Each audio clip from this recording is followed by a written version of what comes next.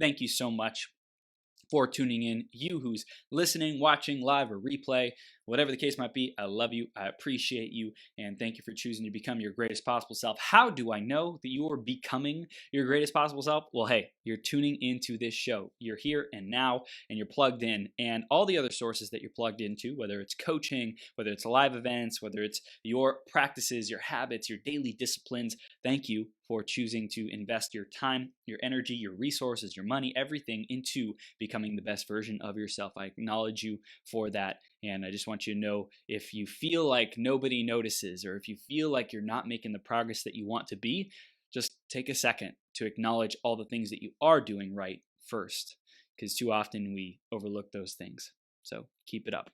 Next up is the iTunes review of the week. Let's see who it's by this week.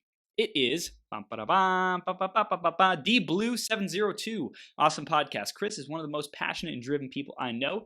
His show is a must listen. D-Blue702, thank you so much for that review on iTunes. If you want a chance to get shouted out all day long on a future 12-hour live stream, go to beergps.com/iTunes or search Greatest Possible Self on the Apple Podcast Store. And I know you are listening right now. You're tuning in. If you're driving, whatever it might be, just make a mental note, put it in your phone that you will go back and you will do that review, because it helps us when we know what you want to see more of. What do you love? What do you really enjoy about the podcast? I bring in all sorts of guests, and it really helps me to create even better content in the future when you share what you love. So thank you so much for doing that. And again, you go to beergps.com/iTunes or search Greatest Possible Self on the Apple Podcast Store. I'm going to introduce Candace in just a second here. Before that, grab a piece of paper, grab a pen, be ready to take notes, because this is going to be a power-packed interview, and this woman is going to lift us up and help us remember how to be our authentic selves, tapped in to who we truly are. So you always want to stay tuned to the very end of the interview, because you never know what one idea is going to transform everything for you. We're going to have a lot of fun, so let's introduce Candace, and then we'll bring her on the screen. Candace E. Hardnett hails from a variety of backgrounds. She has managed health and fitness clubs. She is an accomplished and award-winning cosmetologist. She served her country as a United States Marine, and for the past 12 years founded and is the pastor of Agape Empowerment Ministries, an affirming Christian church located in Savannah, Georgia. She is an advocate for inclusion, love, fairness, and justice. She believes in living an authentic life and using authenticity to liberate, help, and inspire others. She is in the process of publishing her memoir entitled Godly and Gay, where she exposes her life challenges, her lowest moments, and her biggest successes. She is a wife, a mother, a pastor, an author, and an artist. And we are blessed to have Candace with us here today. Candace, are you ready to rock the house, Superwoman? Absolutely. Good morning. We are live on Becoming Your Greatest Possible Self. Thank you for being here, and I appreciate just who you have developed and grown yourself into to be able to share with our audience today, Candace. And we're going to dive right into the theme of today, which is a foundation of faith. So what does that mean for you, Candace, a foundation of faith? Absolutely. Well, thank you, Chris, for having me. Thank you, viewing audience, for tuning in. Man, a foundation of faith is everything to me. Obviously, I'm a pastor. If I didn't have a foundation of faith, we'd have a problem. So for me, I mean, my faith is in God. Yeah. My faith is in the things that God has promised. My faith is in the things that God says I should be able to have, and the things that I should be able to aspire to be. It means so much to have that foundation. In Christian theology, we teach what Jesus talks about as a firm foundation. And when things are built on firm foundations, they last. When the storm comes, when the rain comes, they last. When they're built on rocky foundation, when they're not built deep enough, when they're on a sandy or a not so stable foundation, when the storm comes, when the rain comes, they perish. So foundation is number one. It's key for me. Wow, Candace, I love it, and I agree that foundation is so important, and I love how you tied it into a foundation of faith with your spiritual beliefs, as well as a literal foundation of rock. Do we want rock, something sturdy, something solid, or do we want something that's sandy, it's going to crumble away and it's not going to last long? We want something that stands the test of time. So I love That's that, right. starting off really powerfully. And for everyone who's just connecting with you, tell us a little bit more about what you stand for with your Agape Empowerment Ministries and everything that you're doing today. Tell us more about that. Absolutely. Agape was founded as a church that would be affirming, loving, helpful to all. We don't consider ourselves a gay specific church, Mm, although we do reach out to and have primarily an LGBTQ foundation or a following. uh-huh. But we're for all people, allies included, all people that believe that God loves unconditionally, Mm, regardless of gender identity, mm, sexuality, disability, and any other discriminating factor. And mm, so, just my personal ministry has been always to teach people that God loves you. It's very damaging. The community mm, that I'm a part of has been so damaged by the rhetoric that God doesn't care or love them the mm, way that God may care and love for others, simply because of something that they are, someone they are, mm. the way they look, or the way they express themselves. And so, my job has been for the last 11 years is to dispel the myth and to teach true love and true godliness. Wow. I love it, Candace. And I think that inclusive mindset is really what's going to take our world and our consciousness to the next level is when we're judging people, when we're putting the others down, when we're having thoughts of disconnection, disharmony, discord, it creates judgment. And I think that lowers our vibration, because that's a lower vibration than love and kindness, peace, compassion, generosity, gratitude. I think gratitude for all people is a super powerful practice. Not that may not Yeah, be easy, but I think one of the highest things that we can aspire to, and that they're doing things their own way. Just be grateful for them, even when it's difficult. So I love how we're right. we're going in this conversation. Let's go back into the journey, because I want to hear, how did you Sure. get here? You served. By the way, thank you for your service. Thank you for really helping our country to be what it is today. And for each of the men and the women who serve, just shout out to them. And let's start. Where do you want to start on your spiritual journey, on your entrepreneurial journey? Where do you want us to start, Candace? I mean, we can beginning was raised by my grandmother primarily. Yeah. My grandmother was a deaconess. She raised me in church. Mm, I enjoyed going to church and kind of being with my grandmother and along the line along my life ended up falling away. My mom took us from my grandmother's house, and we didn't really go to church anymore, and mm, so I fell away for quite some time. But I'm so thankful to still have that foundation again. mm, That foundation that my grandmother had set for me. mm, I knew who God was, and I knew that God loved me, and I fell back on that later on in life. I did serve my country as a United States Marine. I even during that time. I was the squadron lay leader, which wow. means basically that when the chaplain wasn't around, that I was the person that some of the Marines could come to if they needed to pray or wanted to pray or had a Wow. question or wanted to relay a message back to the chaplain. I was the kind of in between person. If the chaplain couldn't be present, I was the one that gave the prayer, and it really helped me to kind of establish what my real purpose was in Hmm. life. Hmm. Um, like you mentioned, I came from a lot of different backgrounds as far as career. Yeah. Um, and all of them kind of had the same trend, helping people. Mm, As a personal trainer, help shape.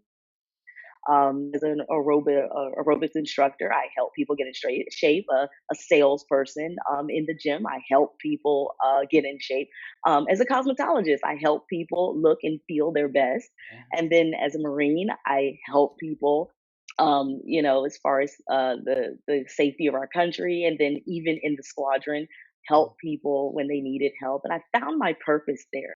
I mm. really found who God wanted me to be, and I started following that call. It's what felt natural to me.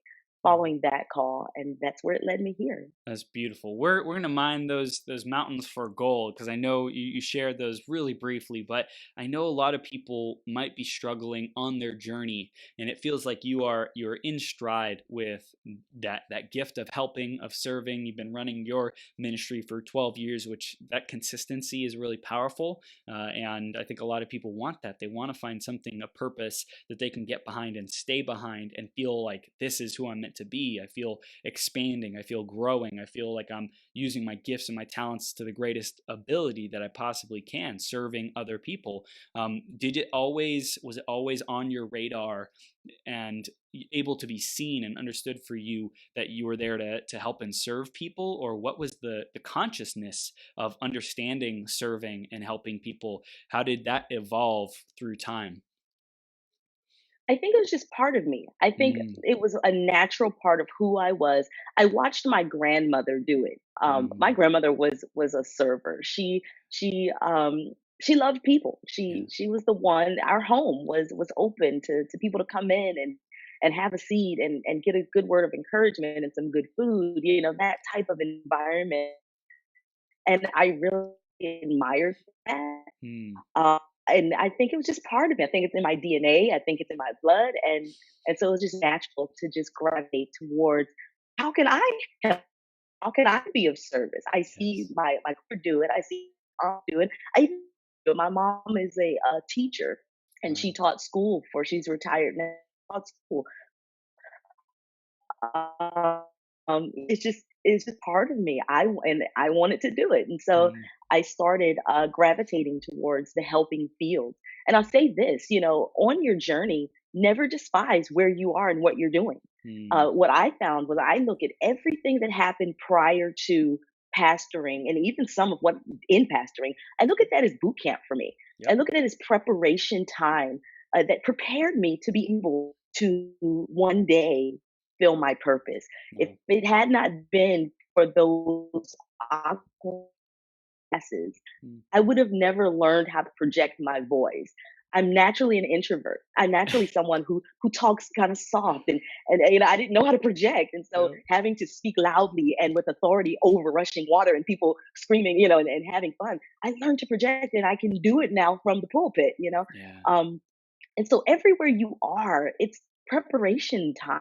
It's and take it for that, even yeah, if you don't like where you are, even if it's not exactly where you people or want to be, there's a lesson to be learned in it. yep, Stay there, trust the process, mm. and I promise you, when you reach your destination, when you reach your purpose, you'll say, this is why I had to do whatever it is. Wow. I love it. I love it, Candace. And I love that your journey you felt that within you the whole time. And I think a lot of people, we might either be connected with that feeling and that knowingness, or we might not even recognize it. But I think it's all there. It's always there if we take the time to look at it. It's just a question of how much are we in tune with that inner guidance and that inner compass. And also I really relate because I fell off with my connection, spiritual connection, from probably about 15 years old, the teenage years, right? Like when I really hit those teenage Mm, years till like 21, 22, and I was at my wit's end saying, okay, I must be doing something wrong because I'm not getting and creating the life that I want. I'm not achieving the results that I want. And I also had a foundation of faith, and my parents, took me to church every weekend, just about every weekend, made sure that I had that great upbringing, but I never felt like I really connected with it.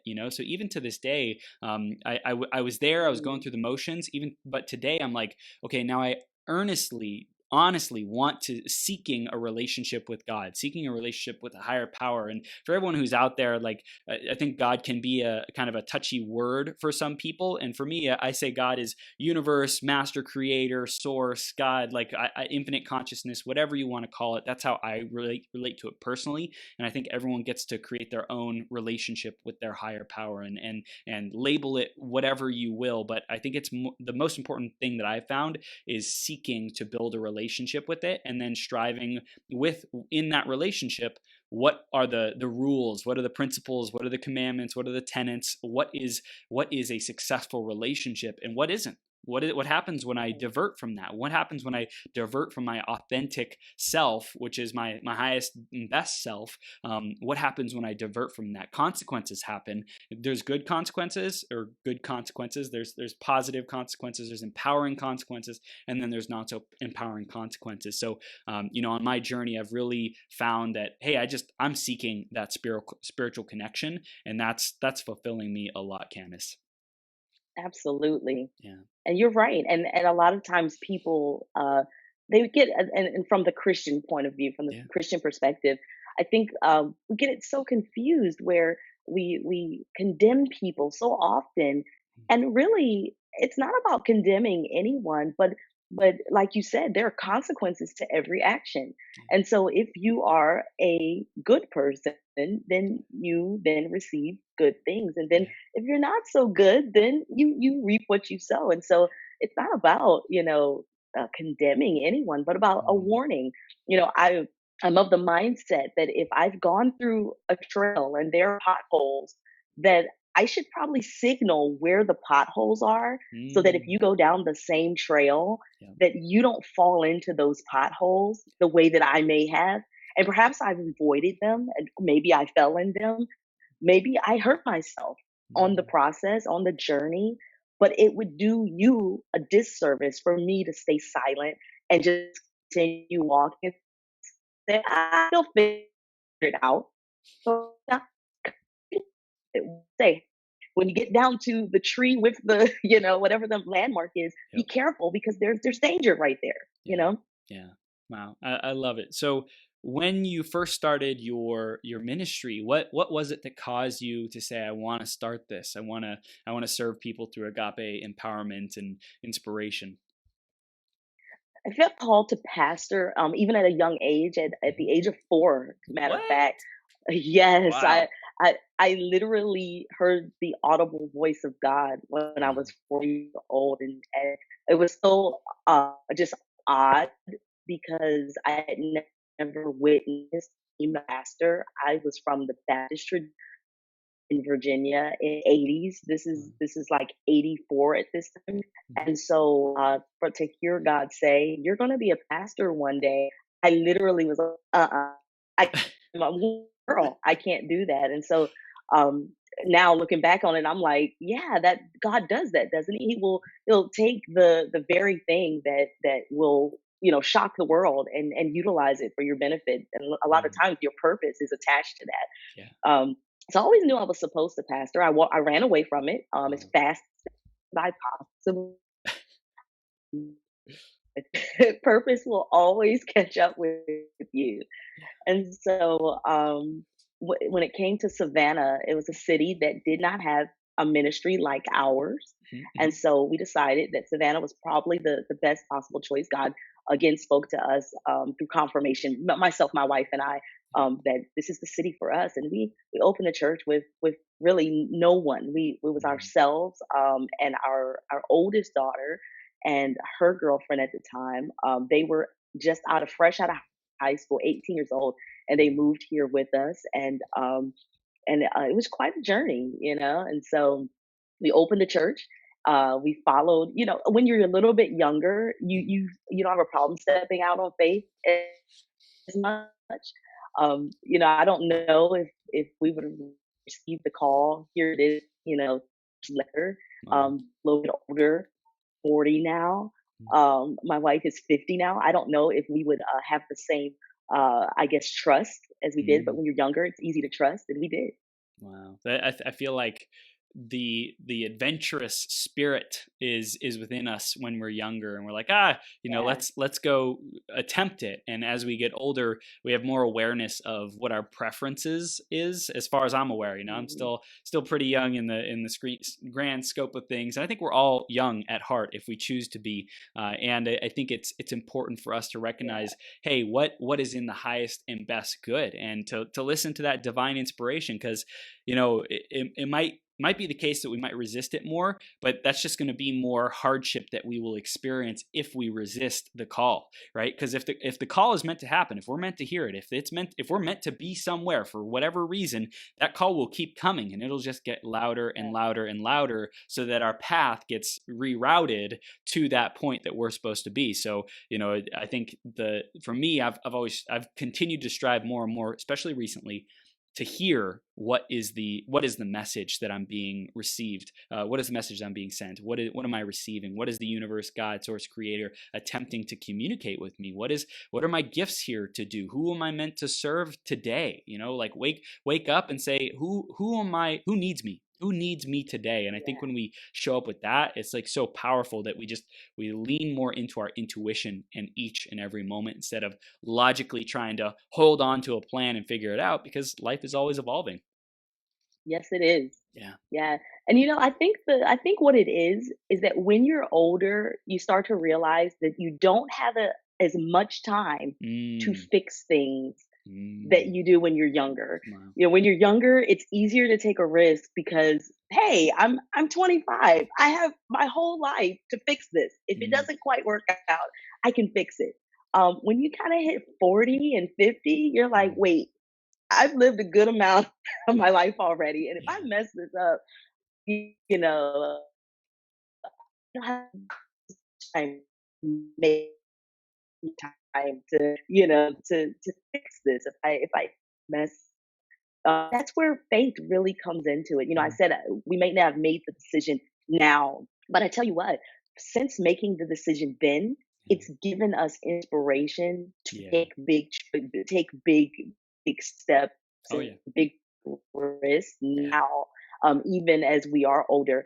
And I hope I never lose that sense of Mm, it's okay and I'm going to be okay regardless. I hope I always keep that, like you said, young at heart, sense of wonder and sense of risk, mm, because that's really what propels us, yeah. And taking risks, stepping out on faith. yeah, and when we're tapped into that authentic self too, we're listening to who we truly are. Then it's almost like we become unapologetic at doing the thing that is in our highest and best good. To take that risk, right? To be our authentic self. To have faith, right? Because I think Yes. faith is that thing that's unseen. That Hmm. oftentimes can be unseen. There's not really evidence, quote unquote, logical Yeah. evidence for it, but there's some higher knowing. There's the inner knowing, the inner, like, this is who I'm supposed to be, this is what I'm supposed to do, and it can't be described. But I want to dive into Right. that conversation of authenticity and how that came up on your journey, and being a big focus for you, Candace. Tell us about authenticity. When did it become an important part of your identity, and what you share with the world? Sure. You know, pastoring a marginalized group of people, as I Mm, do, many who have been rejected by religion, many who have been rejected by family, even. mm, Um, Authenticity is one of the things that from the start of my ministry, I have preached very fervently, mm, and not even I'll take it back from not even preached from the pulpit, mm, but I've done a lot of social activism as well. I'm not just a pastor; I'm also an activist, and so mm, even in secular circles, when I go out and I do talks and I do let's say some type of rally, yeah. one of the main points that I've always gone back to is the importance of authenticity, being who you are and living who you are out loud That's right. so that other people see you. Mm, And because when other people see you, you automatically change their mindset mm, around who they think you're supposed to be.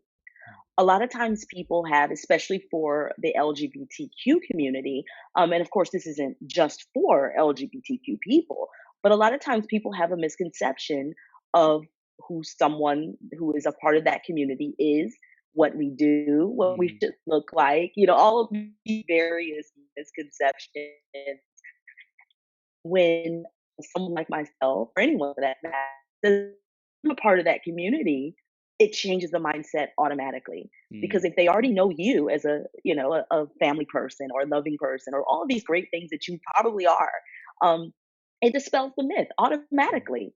And they have to reconsider, wait, well, I thought all whatever the category is. I thought all XYZ people were this, Mm, and you're not. And you can say, well, of course not. Just mm, like no category, no group of people is exactly the same. right. And I'm a prime example. And so I teach authenticity, and also because the authentic person is a person who has already mastered certain areas of their life, Mm, such as self-esteem. They've already mastered it. yeah. There's no way to live an authentic life if you're still struggling with self-esteem. Mm, They've already mastered some of the key points, such as self-worth. When you have good self-worth, it's not a problem. mm, You can live authentically. yeah. Self-actualization, these are things that's already mastered and allows someone to live authentically. And so the authenticity piece is the goal, it's the destination, but the road to authenticity is really, and then that's where I want people to say, well, I want to be there. Well, here's how Mm, you get there. You mm, want to be authentic, here's what you do. You start mastering self-esteem. yeah. Start working on that. Self-worth. Who Yeah. are you? What's your purpose? You Mm, have value. Grab onto that, understand that, realize that, hold on to that, believe that. Self esteem. How do you feel about yourself? Do you love yourself? If you don't, get to know yourself and fall in love with the, these are the type, this is on the road too. And then once you've mastered all of that, guess what? You can live authentically and you won't care what anybody has to say about you. You won't be mm. bothered if someone rejects you. None of that will matter anymore because you love you and you know that God loves you. Yeah, I love it. I love it, Candace. This is great. And I just want to recap for everyone that an authentic person, I would write this down for everyone. An authentic person has mastered these certain areas of life. So ask yourself, do you feel like you're authentic? Do you feel like that is an expression of you? If not, start to take a look at how is my self esteem? How do I feel about my skills and the things that I have to offer to the world? How do I look at myself in the mirror? What do I think about my body? What do I think about my life, the state of my life, my finances, whatever it might be? Do I criticize and condemn and beat myself up? Or do I find ways to be grateful for what I do have and start building brick by brick? And I think that's how we can really go to work on building that self esteem up, especially is look for what's right rather than what's wrong. And I think that's one of the biggest Right. challenges with the world today is everyone's looking for what's wrong. Everyone's looking for how people are different and how things are different rather than saying, hey, how are we connected? Oh, that's right, we're all one human species. And as Mhm. far as I'm concerned, and I think for you, Candace, as well, we're all from one source, God. We're all from that original oneness. So in this individual expression of human beings, it might look like we're separate and different, but it's like an illusion. We're just here having a human experience, but we're all deeply divinely connected. Absolutely. Yeah. Yes, we are. I love it. I love it. This is great stuff. So practicing authenticity, that's taking a look Mhm. at what we're here to do. Can you give us some more strategies or ideas on what we can do on a daily basis to really grow our authenticity, to step into that message? What challenges might come up on the road to being authentic? What pitfalls might be there? How can we grow to that journey, grow to that way of being, and what might be in the way from us doing that? Yeah. I'm of the mindset that affirmation is really the key player here. Yep. Affirmation both internally Mhm. and externally. When you affirm yourself, when you learn to affirm yourself, Mhm. and even if that takes writing notes to yourself and placing them on your mirror, Mhm. and whatever the note may be, you are beautiful. Whatever the issue is, there many of us we've been fed lies. Mm, You you're sure you're mhm, overwhelmed negative images. It's time to start combating that with positivity. And mm, so whatever it is, I am good enough. I am, I'm created in the image of God. I'm fearfully and wonderfully made. All of these wonderful affirmations, yeah, they should go somewhere. They should be on your dashboard. They should be on a keychain. They should yep, be somewhere that you will see them on a daily basis consistently. in your bathroom, you know, Mm. leave yourself love notes around the yourself at all times, because the world does a wonderful job of not affirming you. Yep. When you step outside of your four walls of whether that's your room, your private room, and Mm. into your household, perhaps, because we Mhm. have to also remember that some people are living in households where they're not affirmed. Yeah. You know, so whether that means you step outside the four walls of your room and or even or step outside the four walls of your mind, you wake up in the morning and someone's already laying into you with, you know, how you're not a good enough mom or not a good enough dad or not a hard enough worker and all of these Mhm. things. The world does an absolute fabulous job of tearing people down. You have to do a better job of building yourself up. Mm. And so that's the key, you know, combating the negativity with your own positive. The second part of that would be to find places of affirmation, that Mm. external affirmation. Yep. Find people that are like mind, that are positive people, that are on the same journey as you, that will feed into you, that will give you external and positive affirmation. The way, and that's one of the reasons we created Agape Empowerment Ministries, was because of the fact that that in this city, we wanted people to be able to come to a safe place of Mhm. worship and get affirmed. You know, affirm their families and what their family dynamic looks like, affirm their relationships and Mm. who they have fallen in love with, affirm who they are, regardless of what they look like, regardless of how they may dress, and all of those things. Just affirmation, it feels Mm. good. Every February we have one designated Sunday. We call it Affirmation Sunday. Wow. Where, if you'll remember in grade school, if your grade school was anything like mine, around Valentine's Day, we would always exchange Valentines to one another, little kids, Yep. you know, with the Yep. candy attached to it. And Yep. it always felt so good to get a Valentine from your friends, and even some people that you didn't even know were kind, you know, that liked you. Mhm. And we've recreated that in an adult That's awesome. version of Awesome. Valentine's Day, you know. And so we give out little notes, and everyone kind of goes home over the course of the couple of weeks and just thinks about the people in the congregation that have been so nice and kind, and the things that they see them doing. And they write a love note. They say, I see you being a great mother, Mhm. and keep up the good work. And then on a particular day, we exchange those notes, and it feels good to read them. It's affirmation, and that's the key. I love it. I think that's what you mentioned there. A couple different points. Number one is our own efforts to put affirmations in our environment, whether it's on the mirror, whether it's on the dashboard, whether it's simply saying things to ourselves while we're driving, or whatever it might be. It's like we get to reprogram all the stuff that society has put into us in that is negative, that is disempowering, because unfortunately there's a lot of that, and so we get to design a life where we're washing that out and cleaning Mhm. ourselves out. And so number one is our own self initiative, but two is to find sources of affirmation like church, or like podcasts, like live events, Yes. or even small groups. I know my mom has gotten a ton of value out of having a small group, women's small group, as a part of her church, where she's able to go, and it's like a different conversation. It's related, but it's a different conversation that can happen than just in church, being an audience member, and she's able Right. to have these different dialogues in a women's small group with 4, 6, 8 women who are in there, and they're able to have really powerful discussions in an environment where it's about empowering each other, sharing what's going on in each other's lives, and creating solutions, creating empowerment there. And I think just doing whatever it takes to create a positive and empowering environment rather than a toxic environment is so Right. critical, because how can you be an empowered, authentic self without doing that work? I think a lot of people Right. just they don't know to do it, or they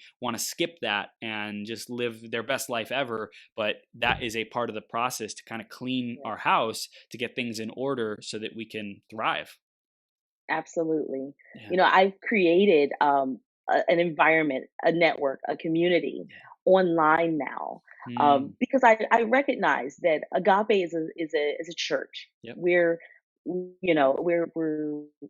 really focused on members people that are in our and in surrounding communities that we minister to directly. Uh-huh. However, there's a whole world out there that needs an agape. And so Yeah. what we've done is we've created a community online. And it's actually the same title as the book, Godly and Gay.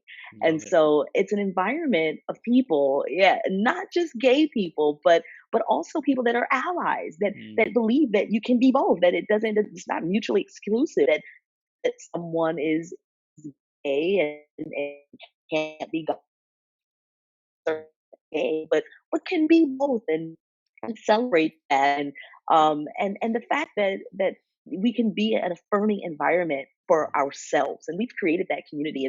It's up and running. We've got a Facebook page, an Instagram page, and it's just about kind of like a newsletter where we just put Mm. out positivity, and the more positivity that you get going in, the better you are, the more likely you are to really thrive in your authenticity, because there's so many negative images. Even when Mm. you turn on the television, so many negative images. When you listen to the radio, so many negative things that go through your ears. And so we want to combat that with as much positivity as possible. So we want to fill your timeline with all sorts of inspiration. We want to go in you get it in your email, and just a short blurb of just about how great you are, and Mm. that sort of thing. Just be empowering and uplifting to people. I love it. I love the work you're doing, Candace. That is so important. And the more we're plugged in to those sources, the better human beings will be. The more kind, the more generous, the more successful, the more happy. All of it. So I think that's so important. And you mentioned about your book that is coming up. So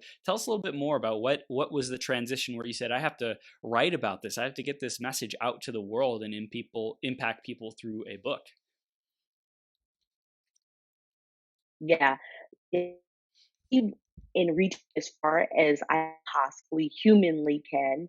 We're in some time. I think we talked about it on a private conversation, as far Mhm. as technology and connecting and being able to connect. When you put your feelings and life into a book, Mm. they become, almost, you become almost immortal at that point in Yeah. time. It lives on as long as that book is around. Then your thoughts, your feelings, your experience live. Truly believe in taking the experiences of other people. Mine, I'm only 40 years old, and but also my experiences and the experience I've seen with others, and garnering wisdom from that, and Mm. I've done that over the course of these years. I've garnered so much wisdom that I couldn't keep it to myself. Mm. This book, again, it's like going down the trail and knowing there's some potholes, and I want you guys to see them. There was I saw a bear off to the side of the road when I was coming, and I want you to know that bear's out there, and just kind of sharing that. Old man once told me, his name was Mr. Charles. He said, "Wisdom is inexpensive if you're willing to accept it secondhand." And when he said Mm. that, Wow. I was like, "Sir, like I want it, and I'm Mm. willing to accept it hand me down. I Yeah. don't mind if I don't have to pay the full cost of it." Wow, this is really my way of giving all the wisdom, all the experience, Wow. just and pay pretty expensive, and I share that in the book, that some of what I've learned is pretty expensive. I've gone Mm. through some pretty tough times, but I've made it through, and this is just my way of giving back.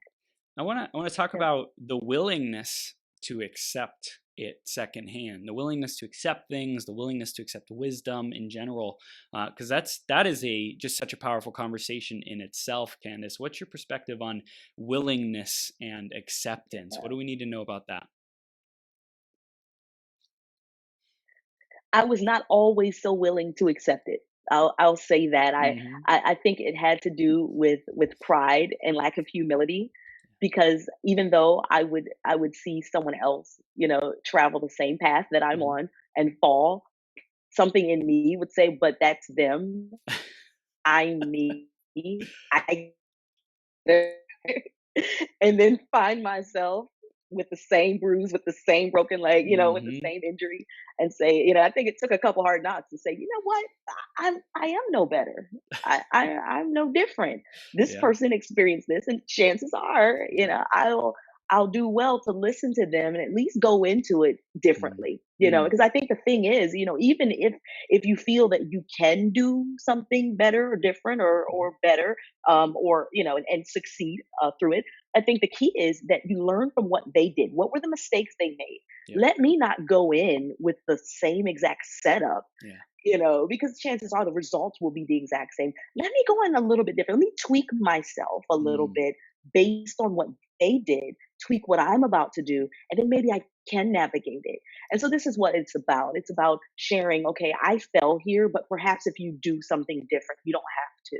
Yeah, I think that's great. I really love how practical it is, like saying, "Hey, am I going to approach this situation differently because of what I heard? Am I going to put things in place to protect against the worst case scenario that this person Yeah. experienced? Like, am I just did I hear it and I didn't take action on it, or did I hear it and I can at least do something, at least be prepared for, at least know my risk, like saying, hey, like I am going to go into this willingly not doing anything about it, but say, hey, like I heard the wisdom, that doesn't seem smart, like to just Right. go in. And I heard you say pride and lack of humility, and I think that a lot of us can have that, and I think that feeling that, I know for me, I felt that I was different. I felt like, oh, you don't understand me, I'm going to be different. And for me, I think that came from a wound deep down inside, feeling like, I Mhm. hope no one finds out who I actually am. Like, I'm not going to open Ah, myself up enough so that people can get close and be vulnerable with my authentic self, and like share that mhm. I'm afraid, or share that, like I don't have it all figured out, or whatever might be going on. And I think that a lot of people are unwilling to open that up, and so they protect Yeah, that wound or that insecurity with pride and with a lack of humility. absolutely. That's one of the biggest hindrances to authenticity. Mm. Pride, lack of Yeah. humility. Yeah. You're hinder. You cannot be authentic if you're also ego driven. Mm. Your spirit man and your ego are at constant battle with one another. Wow. And you can either do things out of ego or you can do them out of spirit. And so if you're doing them spirit led, Yeah. then it is your authentic, true nature. It's yourself. And if you're doing them ego driven, then chances are it's out of fictional self. And so Mm. so it's important that we realize where we're coming from, and pride, we have to get rid of it. You have to be humble enough to say, I don't have it all figured out, Mm. but I'm willing to learn. Yeah. Yeah. It's easy.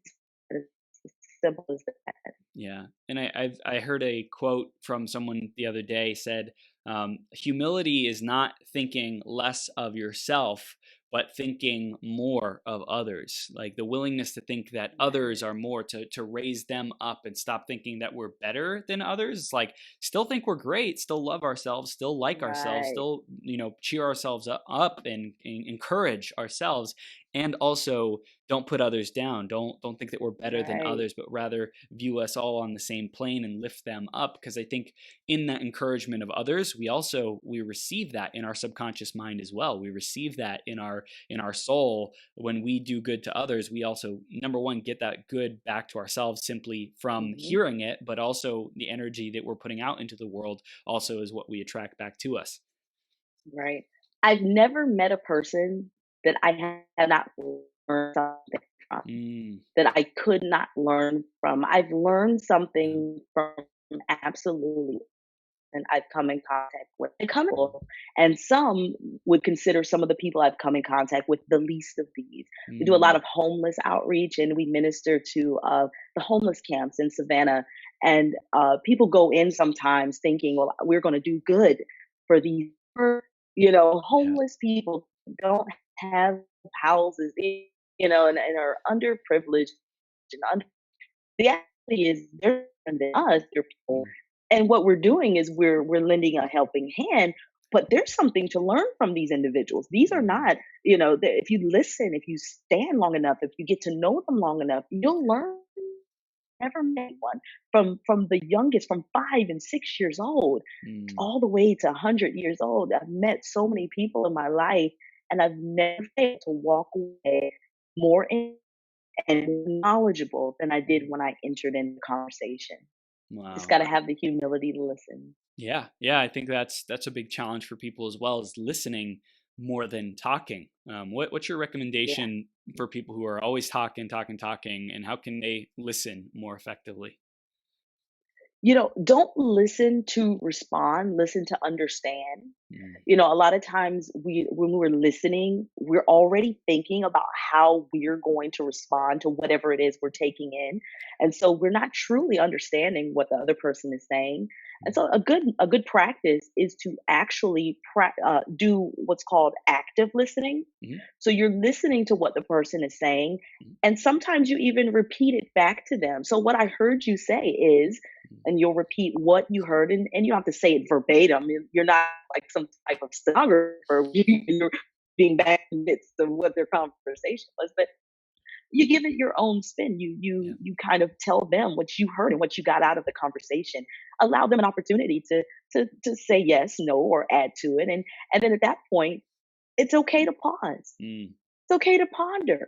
It's okay to say, let me ponder that. That was good. Let me ponder that for a moment. Let me really soak that in and understand it, and then offer, if you have anything to offer as conversation back, offer that back. If not, say, that was so good. I really I'm gonna chew on that for a little while. mm, Thank you for that.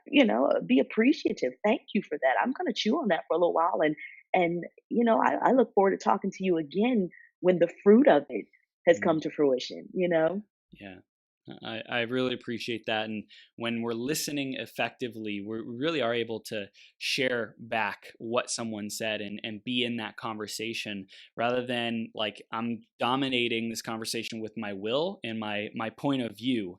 And I think that's what a lot of Mhm. people do as well, is like, here's who I am. I'm sticking with it. I don't need to hear what you said. I'm just allowing you out of, polite courtesy or whatever it might be to make you feel good, to what is the word, like patronize someone, but really Right. I'm only here for this conversation in my head. So keep going. Yeah. I'm gonna wait for you to finish. It's like, no, don't let that go. Like really give someone the space. And I feel like I've done that a lot. I've practiced my ability to just like let the conversation keep going, because it's when people don't feel like they get cut off that I feel like they truly start going into the depths of what they really wanted to say. It's like there's a surface level Absolutely. conversation, and then if you don't interrupt and you don't even say anything, and it kind of hangs for a second, and then the person keeps talking, it's like, okay, now we're getting to the good stuff.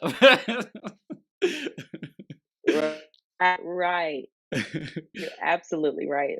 It's a blast. So I love the authentic listening as a part of it. And I Yeah. was also going to say something as far as being authentic. It was on my mind. I can't remember. I was listening really well to what you were saying, and trying to do my best. Oh, practicing. It was about God. It was about something. Servant. Being a servant. So for this conversation of Yes. of being authentic. I think a lot of people, in today's day and age, to be authentic is to have a social media presence. It's to, build a lot of people who I connect with, they're Mm. influencers. They want to build that impact. They want to serve people in a big way. But for me, and I think for a lot of people, that word servant and being like a servant leader, things like that, that always kind of, it felt weird to me. It felt like that was putting me lower. But I recently read in Mm. the Bible, the greatest among you will be the servant to all, will be like the least. I can't remember what the specific verse is, Mhm. but I'm curious on that word and that relationship of being a servant. Can we dive into that and that the relationship of that with authenticity in your perspective, Candace? Absolutely. If you think in your own life back to the person or persons that you respect the most, that really that you look up to, most of the time, someone that was serving you. Mm, A high school coach, some teacher, and most of the time a pastor, most of the time mm, it's someone that pops in our minds, the most influential person, someone that served us, yeah. and that says a lot in itself. Mm, That if you want to be impactful, if you want people to remember you, if you want people to really, if you really want to help people mm, and you want them to look up to you, gotta serve them. mm, You got to be of some benefit to them. They need to know that you love them, and that whatever you're saying to them is to make them better and to help them grow. and mm, and and that's really what servanthood is about. It's about lifting other people up, helping them grow, and helping them in any way that they can. See, we're not slaves. It's not slavery. It's servanthood. Servanthood right. is done willingly. Mm, Slavery is done out of chains and bondage, but servanthood is done willingly. It's done with a cheerful heart. It's a willingness and a wantingness to want to mm, see other people do better and do more and help them aspire to more. And here's the really cool thing: the more you help people reach their goals, mm, the more you reach your own. Uh, mm. so it's like it's like a cool little give and take prosody thing that happens. The more I serve, the more you're going to end up helping me to reach Yeah. my goals. And so why not serve? Why not be a servant? It only Mm. makes sense. Yeah, I love it. I think that's so important. Is when other people are winning around you, you're going to be winning too. Like that Yep. energy of like everyone's happy, successful, thriving, prosperous, abundant. And obviously not everyone all the time is going to be that, but when we're making an effort Yeah. to surround ourselves Mhm. with those people and be a contribution to that, then that's what will come back into our life as well. I also wanted to ask about the authentic self and the fictional self, which I think Dr. Phil explains about, and then the Mhm. perceived self, and what is the relationship Yeah. between those three?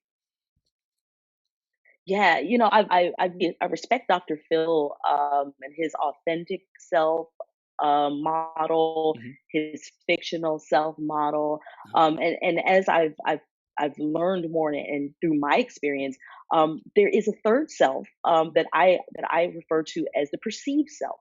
The perceived self being the self that we give others to look to.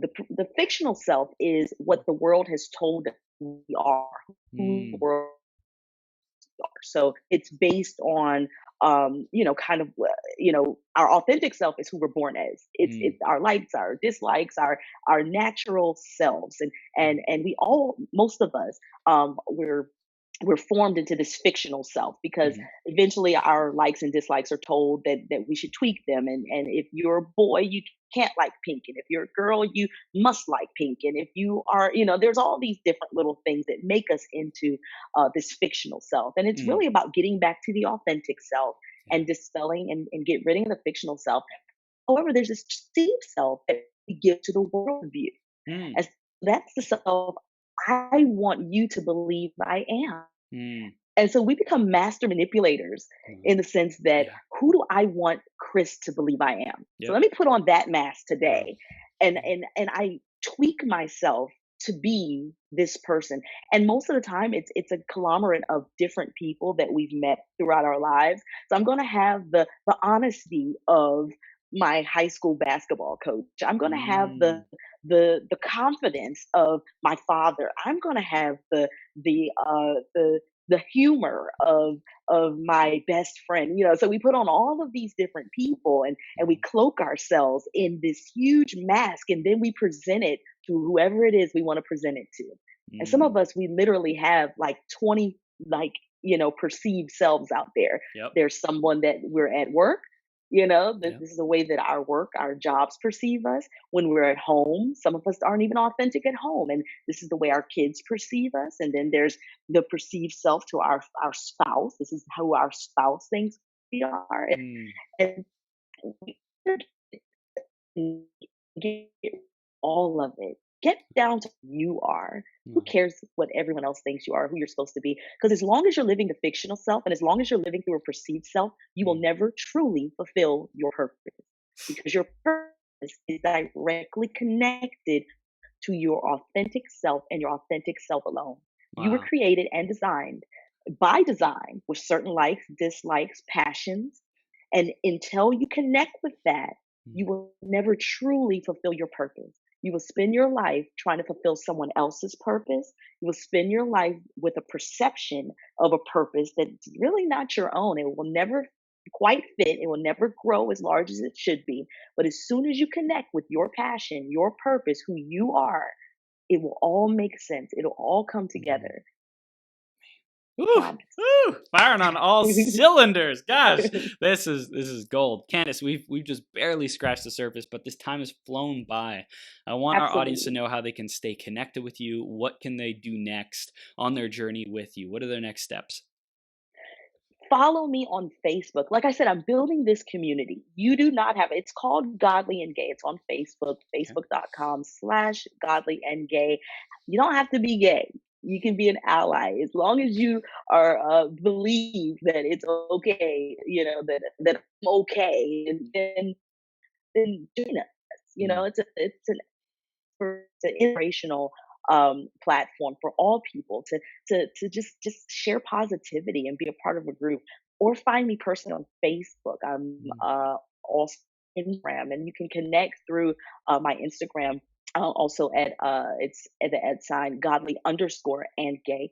You can connect at Hardnett T3, the number 3 B, the letter B. So there are a million ways to find me. You can see my website at www.agapeempowerment.com. That is our church website. If you're in the Savannah area, if you're traveling to the Savannah area, stop by. mm. We're always there on Sunday mornings at 10 o'clock, and Wednesday nights at 6:30. And so you're more than welcome to join us at any time. Mm, mm. Candace, thank you so much. Thank you for sharing your wisdom with us here today. And for everyone who's tuning in, go to www.agapeempowerment.com. Find Candace Hardnett, and that's last name Hardnett, and they can find you there and connect with you on Facebook and just all the work that you're doing. I appreciate you all, everyone who joined from your tribe today, just jumping in here, just a blast. So thank you to everyone who showed up. And Candace, thank you for all your gifts. I appreciate you. Absolutely. Thank you so much for having me. I really enjoyed it. Yes, awesome. You have a great rest of your day, and we'll see you soon, okay? All right. All Thank right. you.